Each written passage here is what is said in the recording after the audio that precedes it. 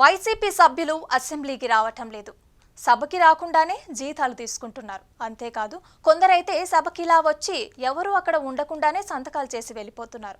అదే సమయంలో లిఖితపూర్వక ప్రశ్నలు సంధించి సభలో తాము లేకున్నా కూడా పలు అంశాల మీద చర్చకు వచ్చేలాగా చేస్తున్నారు. వీటన్నింటికీ అరికట్టాలి. అసలు వైసీపీ సభ్యులకి చుక్కలు చూపించాలి. ఇదే ప్రస్తుతం ప్రభుత్వాన్ని, మరోవైపు అసెంబ్లీ స్పీకర్కి కూడా కలవరిస్తున్న అంశాలు. అయితే ఏం చేయాలనుకున్న విషయంపైనే ఇప్పుడు అసెంబ్లీ అలాగే ప్రభుత్వం కూడా తర్జన భర్జన పడుతోంది. ఏ చిన్న అవకాశం లభించినా వైసీపీ సభ్యులపై వేటు వేయాలన్నదే వ్యూహం. కానీ అలా సాధ్యం కావటం లేదు. ఎక్కడ ఏది చూసినా నిబంధనలు వైసీపీకి అనుకూలంగానే ఉన్నాయి. సభకి రానంత మాత్రాన జీతాలు ఆపాలని ఎక్కడా లేదు. అంతేకాదు సభకు రాకపోయినా కూడా ఒక సభ్యుడు లిఖితపూర్వకంగా ప్రశ్నిస్తే ఆ ప్రశ్నకి సమాధానం చెప్పాలని కూడా రాజ్యాంగంలో ఉంది.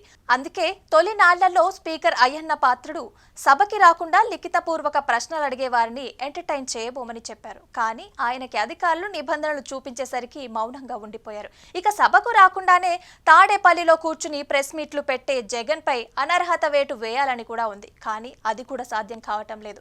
కావాలంటే ఉప ఎన్నికకు వెళ్లే అవకాశం మాత్రమే రాజ్యాంగం కల్పించింది.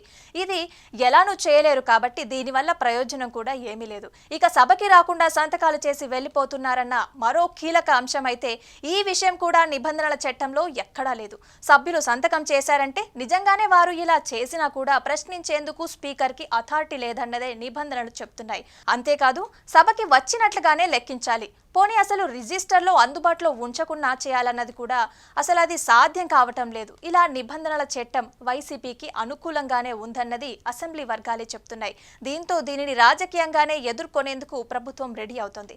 తద్వారా వైసీపీపై ఉన్న సానుకూలతకి మరింత తగ్గించే ప్రయత్నం అయితే చేయనున్నారు.